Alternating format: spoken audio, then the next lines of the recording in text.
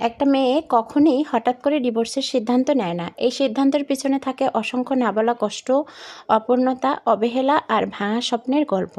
সে বারবার সম্পর্কটা বাঁচানোর চেষ্টা করে, নিজের অনুভূতিগুলোও চাপা রাখে, আশা করে একদিন সব ঠিক হয়ে যাবে। কিন্তু যখন প্রতিটা চেষ্টায় সে ব্যর্থ হয়, যখন সম্মান, ভালোবাসা আর মানসিক শান্তি হারিয়ে যায়, তখনই সে শেষ ভরসাটুকু ছেড়ে দেওয়ার সাহস করে। ডিভোর্স কোনো মেয়ের স্বপ্ন নয়, এটি অনেক সময় তার দীর্ঘদিনের কান্না, অসহ্য যন্ত্রণা আর তার বেঁচে থাকার শেষ সিদ্ধান্ত।